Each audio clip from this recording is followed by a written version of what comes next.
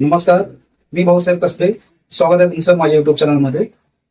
तर ज्या लाडक्या बहिणीची केवायसी झाली नाही, तर अशा लाडक्या बहिणी आता या योजनेतून वगळण्यात आलेल्या आहेत. ई केवायसी करण्यासाठी सरकार हे कोणताही पर्याय देणार नाही. ज्या लाडक्या बहिणीची ई केवायसी झाली नाही, अशा सर्व लाडक्या बहिणी या योजनेतून बाद करण्यात आलेल्या आहेत.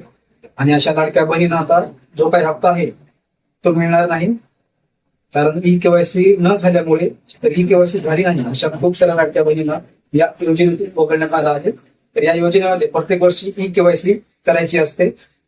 ज्या लाडक्या बहिणीची ई केवायसी झाली नसेल तर त्यांनी जून किंवा जुलैमध्ये जे काही ई केवायसी साठी ऑप्शन येईल त्यावेळेस ई केवायसी करू शकता. त्यावेळेस जर ई केवायसी होत नसेल तर तुम्ही कायमचं या योजनेतून बाद होणार आहात. ई केवायसी झाली नसेल तर तुम्ही या योजनेतून अपात्र राहणार आहात. जर जून जुलैमध्ये जर चान्स हात दिला ई केवायसी साठी, तर त्यावेळेस आता एकच चान्स आहे तुम्हाला, त्यावेळेस ई केवायसी तुम्ही करू शकता. आणि त्यावेळेस जरी तो चान्स नाही दिला तर तुम्ही या योजनेतून कायमचे अपात्र राहणार आहात. तुम्हाला या योजनेमध्ये कोणताही हप्ता मिळणार नाही. तुम्हाला या योजनेतून कायम वगळण्यात येईल. तर ज्या लाडक्या बहिणी प्रतीक्षा करत होत्या की ई केवायसी पोर्टल हे लवकर चालू होईल, ई केवायसी ऑप्शन हे देतील, कारण ई केवायसी दुरुस्तीसाठी 2-3 वेळा त्यांनी ई केवायसी मुदतवाढ संधी दिली, परंतु ई केवायसी करण्यासाठी एक वेळाही त्यांनी संधी दिली नाही. तर कृपया ज्या लाडक्या बहिणीची ई केवायसी झाली नाही अशा लाडक्या बहिणी प्रतीक्षा करू नका. ई केवायसी ऑप्शन हे तुम्हाला मिळणार नाही.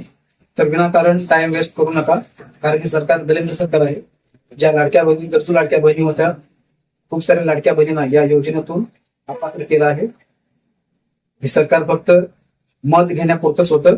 खूप साऱ्या लाडक्या बहिणींना या योजनेतून अपात्र केलं आहे.